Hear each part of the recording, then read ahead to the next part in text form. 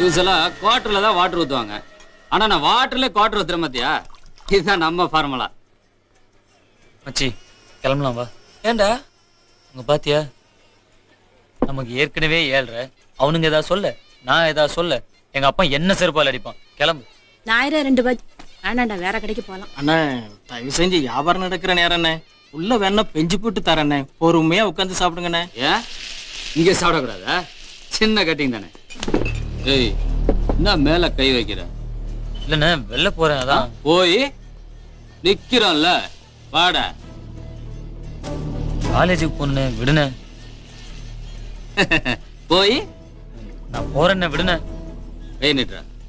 வாணண்ணே நீட்டுறா கைய. நான் போகணுண்ணே. போய் எடுண்ண. ஜோக்கா? எடு. எடுக்க மாட்டேன். என்ன எடு. ஆட்ட கோபத்தை பாடுறா. எடு.